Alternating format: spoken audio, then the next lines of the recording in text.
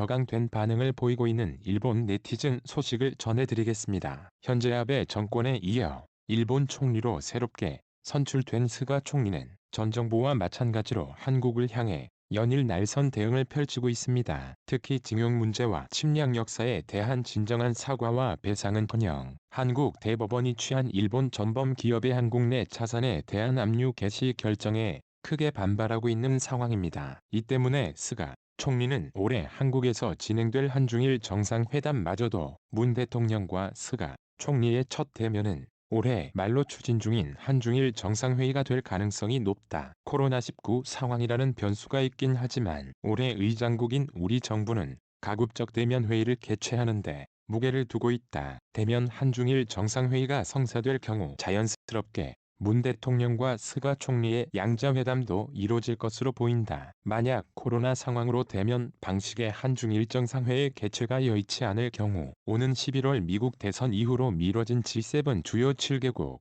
정상회의를 계기로 두 사람이 만날 가능성이 있다. 올해 G7 의장국인 미국의 도널드 트럼프 대통령은 지난 6월 G7 체제의 확대 구상을 밝히며 문 대통령을 초청했고 문 대통령은 이를 수락한 바 있다.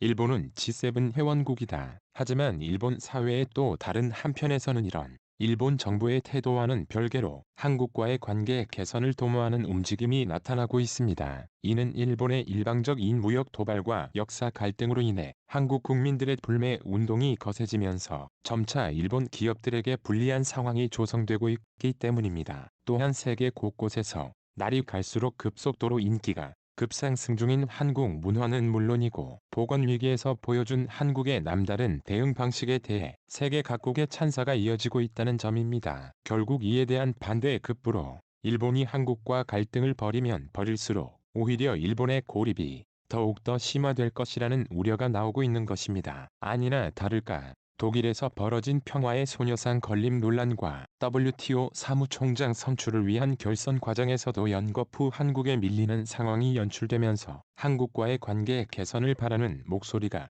점점 더 커지고 있는데요. 특히 최근 일본 공영방송인 NHK가 일본 사가현의 한 초등학교에서 진행 중인 한국어 수업 소식을 대대적으로 보도하고 나서면서 NHK는 이날 니시 부초등학교에서 열린 한국어 수업 과정을 동행 취재했는데 칠판에 붙은 태극기와 함께 한복을 입은 선생님이 학생들에게 한국어 수업을 가르치는 장면을 보도했습니다. 한편 한국어 교사로 나선 장미연 씨는 NHK와 가진 인터뷰에서 차이를 이상하다고 생각하지 않고 서로의 문화를 함께 즐기면 좋겠다. 가와 무라 다케오 중의원의 한국 방문 사실이 일본 네티즌들에게 알려졌는데요. 현재 일본에서 일한 한일 의원연맹관 사장을 맡고 있는 가와 무라 중의원은 지난 10월 17일 일부터 공식적으로 한국 일정을 소화하고 있는데 이는 경색된 한일 관계를 풀기 위해 한국을 방문했다는 것입니다. 이는 스가 총리가 한국에 대해 취하고 있는 강경 자세와는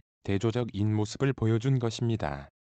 하지만 이와는 반대로 일본의 일부 네티즌들은 한일 두 정부의 공식적인 합의가 이루어지지 않은 상태에서 공영방송과 국회의원들이 한국과 일방적으로 화해의 장을 만들고 나섰다며 크게 격앙된 반응을 나타내고 있는데요. 가지 않아도 영상통화로 충분합니다. 행정개혁에 일한 한일 의원연맹도 부탁합니다. 중략 총리가 안 가는 걸 사과하러 가는 겁니까? 한국에 배울 문화가 무엇이 있을까요?